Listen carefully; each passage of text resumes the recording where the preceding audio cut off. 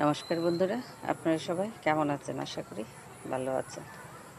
তো দুপুরে রান্না শেষ করে চলে আসলাম খাবার নিয়ে।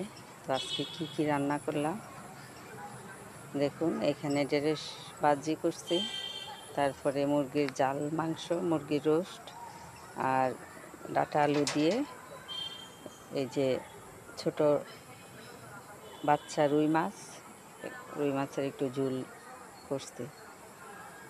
তো ছেলের ভাতটা বাড়লাম শুরুতেই,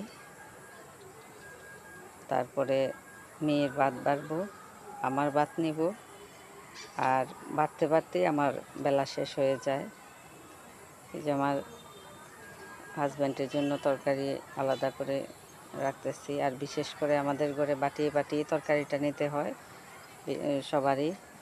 ছোট ছোট বাটি, এগুলিতেই বেড়ে দিই। তো আজকে একসাথে আমার সাথে খেতে বসলে আমি এক জায়গায় বসে থাকি, আর ওরা এসে খাওয়া যখন যেটা শেষ হয় তখন ওরা নিয়ে যায়। আমি এই যে খাইতেছি আর দিতেছি, প্রত্যেকেই খাইতেছি দিতেছি, যার কারণে আমার খাবারটাও দেরি হয় এদেরকে দিতে গিয়ে। তো আমার রান্নাগুলি কেমন হয়েছে জানাবেন। আর একসাথে খুব একটা খাওয়া হয় না, ছেলে মেয়ে আলাদা টেবিলে বসে খায়। আজকে আমার জন্য সবাই অপেক্ষা করছে, মা তুমি স্নান করে আসো, তারপরে একসাথে বসবো।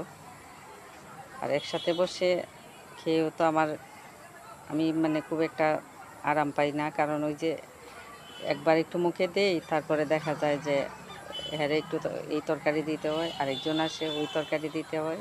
এই সব মিলিয়ে আমার খাবারের তৃপ্তিটা আমি পাই না।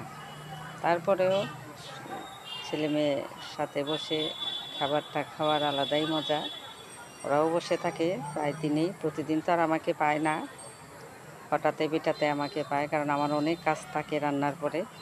তো আজকে তাড়াহুড়া করে কাজগুলি শেষ করছি, আর স্নানটাও খুব তাড়াতাড়ি করে ফেলছি। ওরা বসে আছে দেখে, মা তুমি স্নান করে আসো।